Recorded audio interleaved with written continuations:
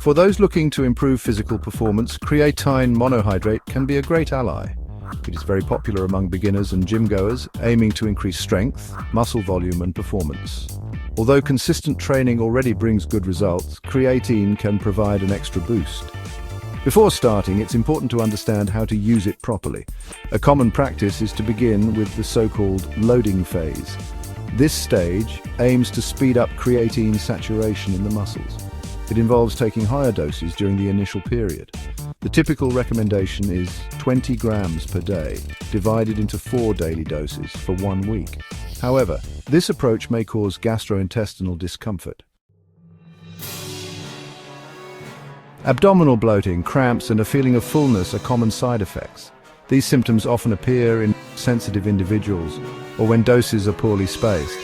To minimize effects, it's best to fully dissolve the supplement in water and avoid combining it with caffeine. It's also possible to skip the low phase and use a lower daily dose instead. Regardless of the approach, tracking results is essential. Monitoring changes in weight, muscle volume, and strength helps assess the body's response. It's important to note that not everyone responds the same to supplementation.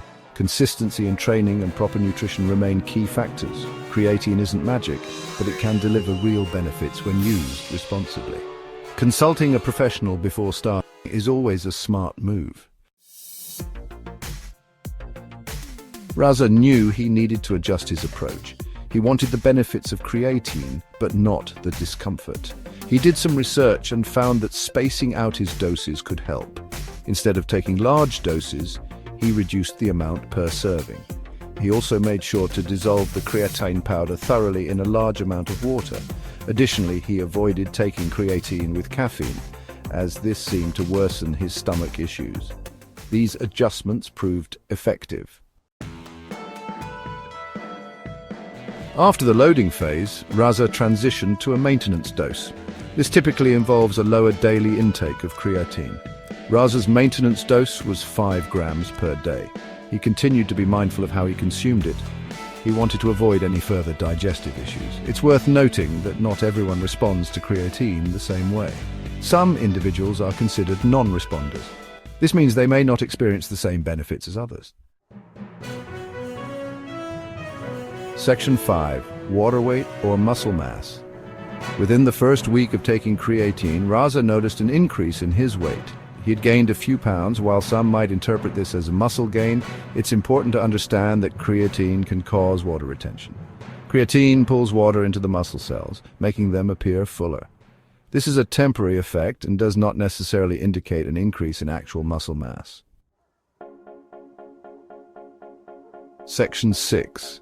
The hair loss myth, separating fact from fiction. One concern that crossed Raza's mind was the potential link between creatine and hair loss.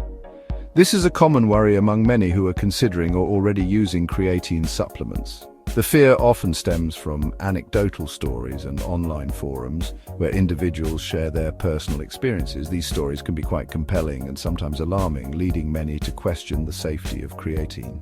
He had come across some anecdotal evidence online. These anecdotes often describe sudden hair thinning or increased hair shedding after starting creatine. It's easy to see how such stories can create a sense of panic. However, it's important to approach these claims with a critical mind and seek out reliable information. However, it's crucial to emphasize that scientific studies have not found a direct causal relationship between creatine supplementation and hair loss. Research in this area has been extensive, involving various clinical trials and peer-reviewed studies.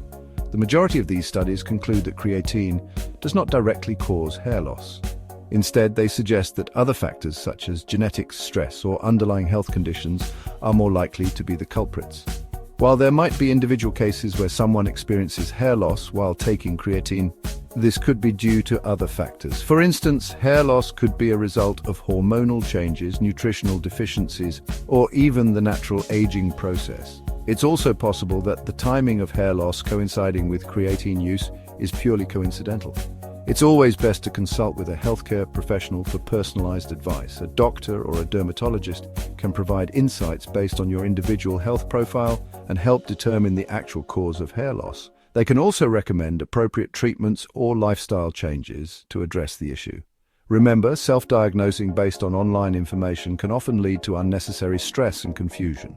Trust the experts and rely on scientifically backed information to make informed decisions about your health. Section 7. Unleashing newfound strength. As Raza continued his creatine journey, he started to experience noticeable improvements in his strength. Each day at the gym, he felt a surge of energy and power that he hadn't experienced before. The weights that once seemed daunting now felt manageable, and he found himself pushing past his previous limits. His workouts became more intense and productive, and he began to look forward to each session with a renewed sense of purpose. He was able to lift heavier weights and perform more repetitions. The progress was evident not just in the numbers, but in the way his muscles responded. His form improved, and he felt more in control of his movements. The satisfaction of seeing tangible results fueled his determination to keep going. One particular area where he saw significant gains was in his pull-up strength. Pull-ups had always been a challenging exercise for Raza, but now they became a benchmark for his progress. He could feel his back muscles engaging more effectively, and his grip strength improved significantly. Before starting creatine, he could barely manage a few repetitions. The struggle was real, and it often left him feeling frustrated. He remembered the days when he would hang from the bar, trying to muster the strength to pull himself up, only to fall short. Now, he was consistently cranking out sets of 8 to 10 reps with ease. The transformation was remarkable. Each pull-up felt smoother, and he could complete his sets without feeling exhausted. This newfound ability was a testament to his hard work and the effectiveness of his supplementation. This newfound strength boosted his confidence and motivated him to push himself harder in his workouts. The gym became a place of triumph rather than struggle. With each passing day, Raza felt more empowered and driven to achieve his fitness goals. The journey was far from over, but the progress he had made was a powerful reminder of what he was capable of. Section 8. Bouncing back with better recovery. Another benefit that Raza observed was improved recovery time between sets and workouts. Creatine helps replenish ATP, the primary energy source for muscle contractions. This means that his muscles were able to recover faster, allowing him to train more frequently and intensely. He felt less sore after his workouts, and his muscles felt ready to tackle the next challenge sooner. Section 9. 30 days later, a more confident groom. By the end of his 30-day creatine experiment, Raza was thrilled with the results. He had embarked on this journey with a mix of excitement and skepticism, unsure of what to expect. Each day he diligently followed his workout routine, took his creatine supplements, and maintained a balanced diet. The initial days were challenging, but as the weeks progressed, he began to notice subtle changes in his body and energy levels. He had gained a few pounds of weight, likely a combination of water retention and some muscle mass. This weight gain, however, was not a cause for concern. Instead, it was a testament to his hard work and dedication. His muscles felt denser, and he could see a visible difference in his muscle definition. The mirror became his friend, reflecting the fruits of his labor. His muscles appeared fuller and more defined. The once elusive muscle tone was now a reality. Friends and family began to notice the changes, often complimenting him on his improved physique. These compliments served as motivation, pushing him to continue his regimen with even more vigor. More importantly, his strength had increased significantly, and he felt more confident in his physical abilities. The weights that once seemed daunting were now manageable, and he could lift heavier with ease. This newfound strength translated into a boost in his overall confidence, not just in the gym, but in his daily life as well. While creatine wasn't a magic solution, it had definitely played a role in helping him achieve his fitness goals. It complemented his efforts, providing that extra push he needed. He also kept a fitness journal, documenting his progress, which helped him stay on track and make necessary adjustments to his routine. As his wedding day approached, Raza felt proud of the progress he had made.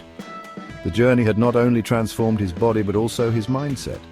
He stood taller, walked with more assurance, and looked forward to his big day with a sense of accomplishment.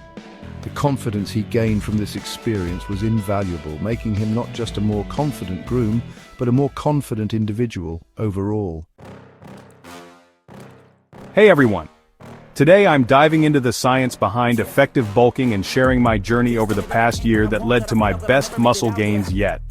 If you've ever wondered why bulking can outperform main gaining or dirty bulks, stick around. I've got the answers. First off, let's talk about why bulking is so effective.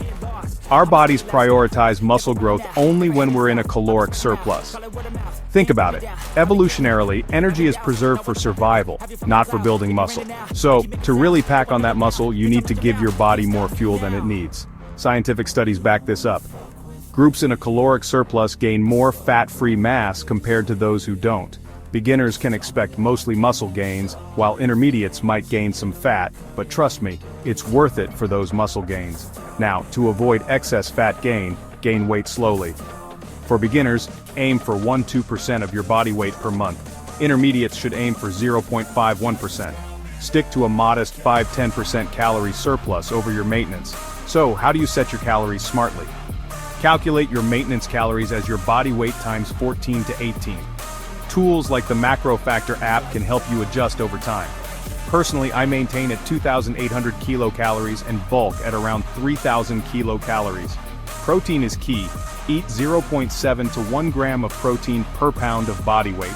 For me, that's around 170 grams at 180 pounds. Keep fat at 20–30% of your total calories, and the rest should be carbs.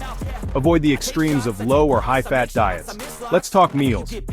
I'll share a full day of bulking meals that emphasize flexibility with macros. Tracking allows room for some junk food if it fits your macros, but nutrient-dense choices should be your go-to. Training is just as critical.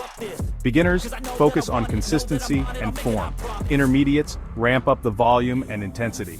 Advanced lifters, consider specialization routines, aim for 3–5 gym days a week.